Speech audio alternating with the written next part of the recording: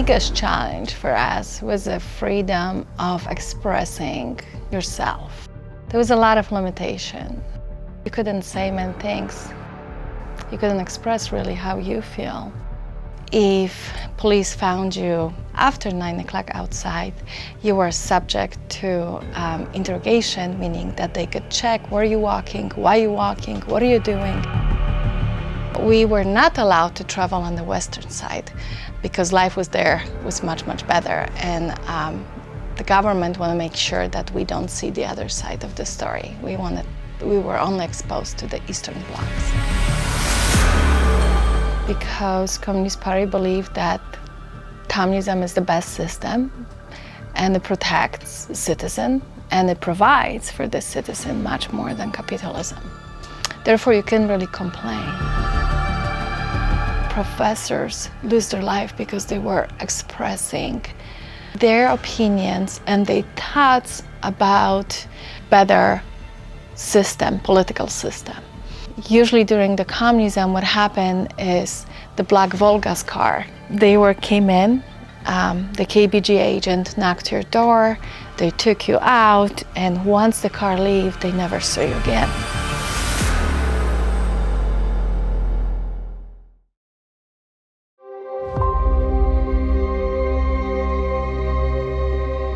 Well, I was born and raised during the communism. It was probably a different experience than our American students and children in the school can imagine.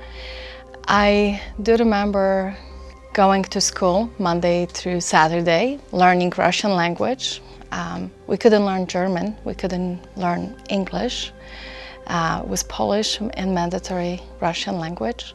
I do have a sister. My sister and I, we have been living life a little bit different than we can experience here. I remember us getting up morning to see what Santa brought us.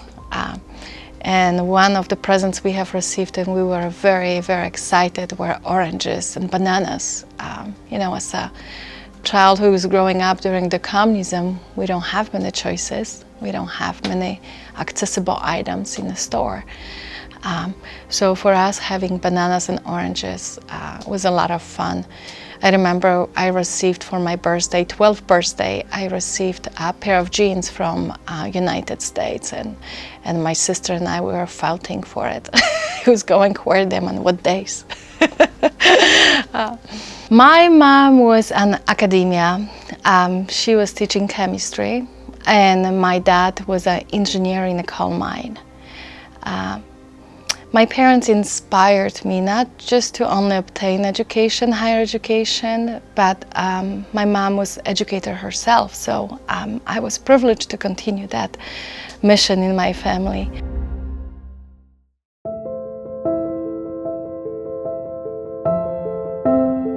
My mom was arrested once one of the KBG students came into her lecture hall and at the end asked her if she believes in a democracy and if democracy will happen. And my mom had about 200 students in a lecture hall, and she was sharing her brother's stories about democracy, how democracy looks like, how capitalism works in the United States and in Canada and in Australia.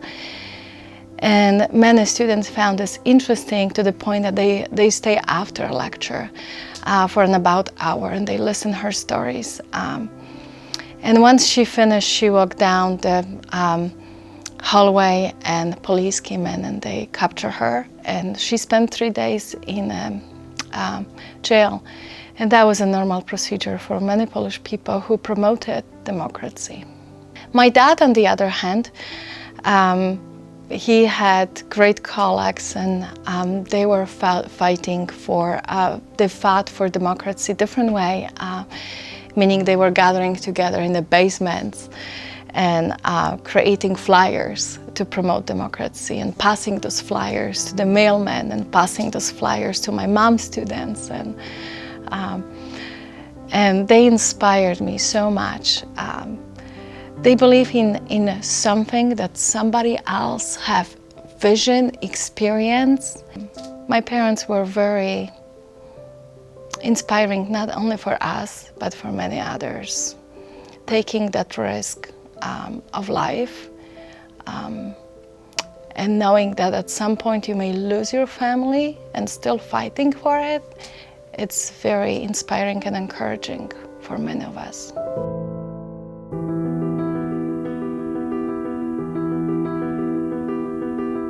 So Communist Party, they were really watching us over. What are we doing? How are we doing? And they didn't allow us to express our feelings or emotions.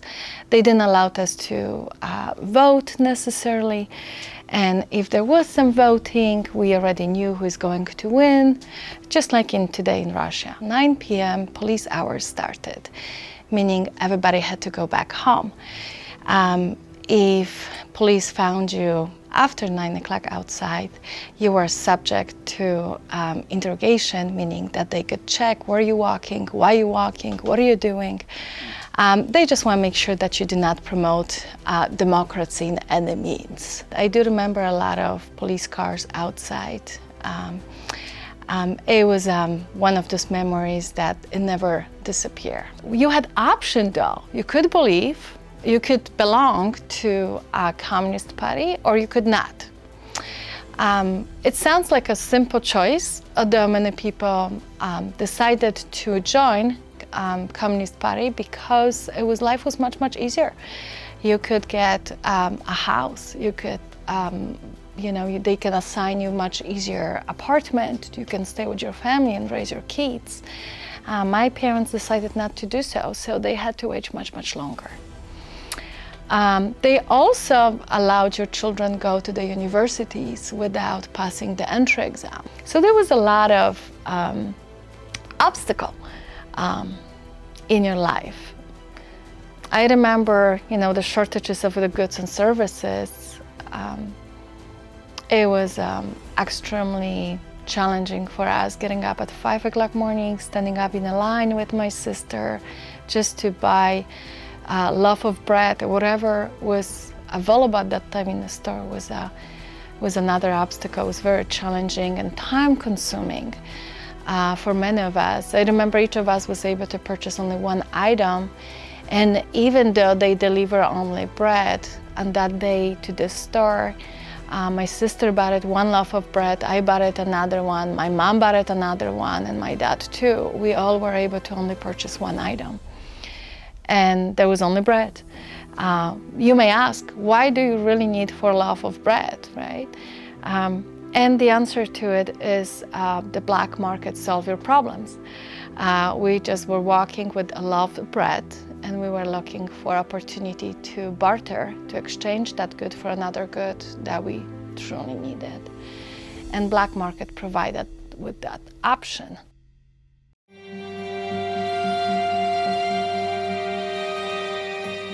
I remember as a little girl, I woke up, I was walking to the bathroom, and it was at my grandma's house, and I just smelled the smoke around. And I woke up my grandma and I said, Mom, Grandma, what is this smoke about? And she said, there is a lot of men right now. It was 2 o'clock morning in the basement. And they are discussing what are we going to do next to promote democracy. And they were producing those flyers.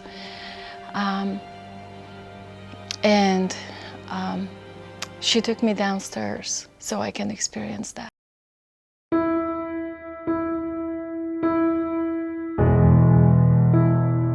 And once we started first protests, my father, I remember, he was the one who was leading protesters in the coal mines.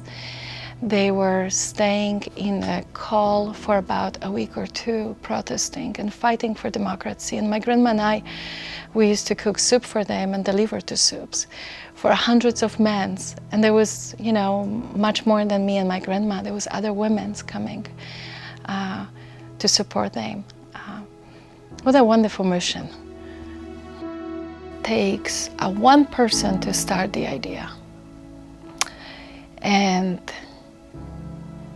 just the fact that they were trusting this one idea and in the same time receiving the messages from the media that this idea may be not necessarily the best one. and even though continue with that and be able to risk their life and their family life and still proceeding with that, as crazy as it sounds, it makes me really proud of them. We wouldn't be where we are today. Many of these people are heroes for us today.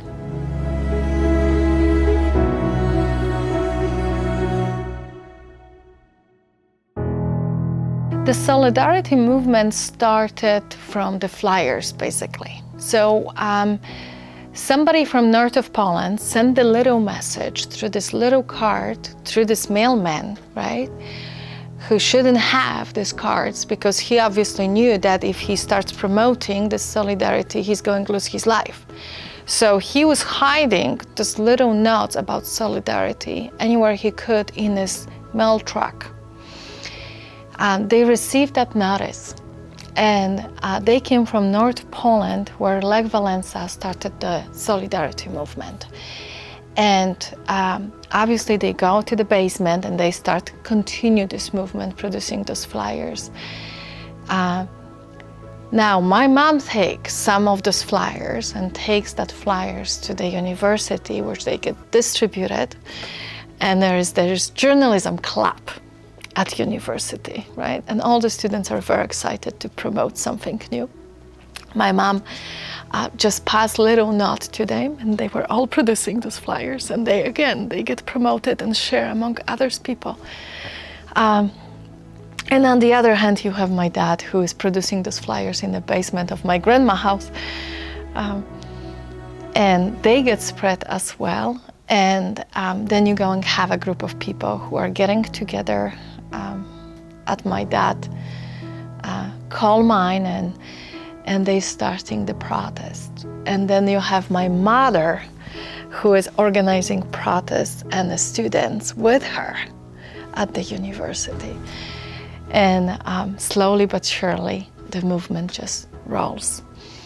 And then you have, of course, my dad, who has hundreds of people behind him.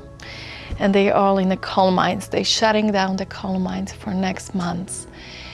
And protesting and fighting for democracy, for free words, for freedom of speech, fighting for be able to vote. And then we are with my grandma, delivering them soups and services so they can survive, they can fight for us, for a better life.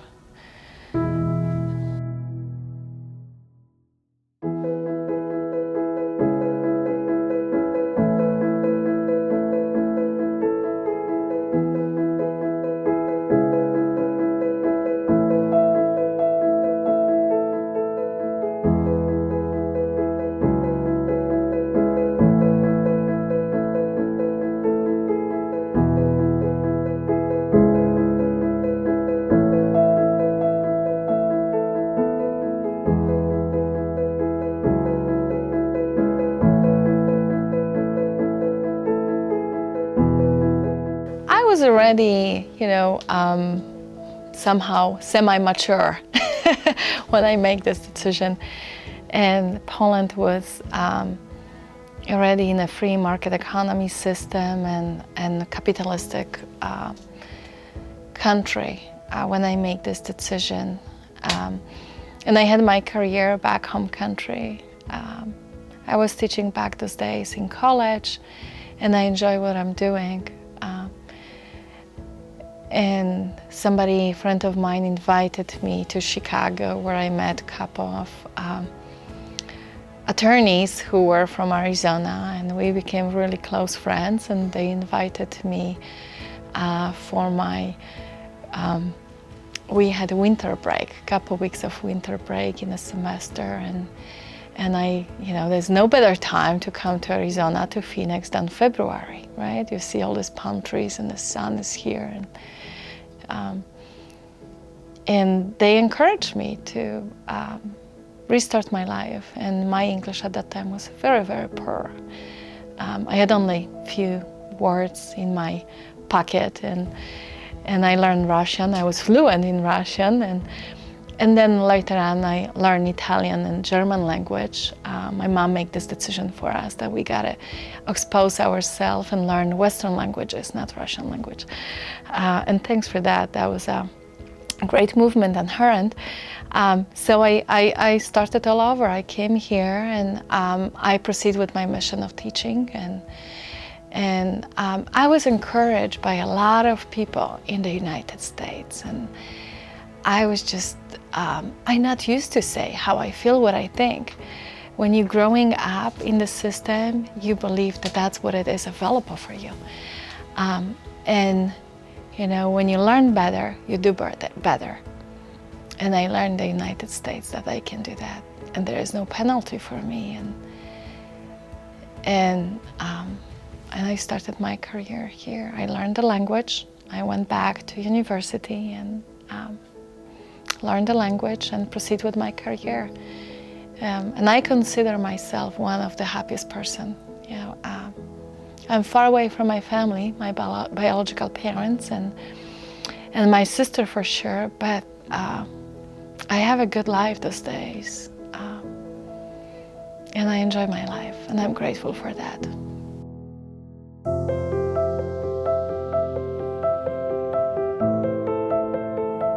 You know, growing up, we didn't have many things around. It took us a lot of time to obtain anything.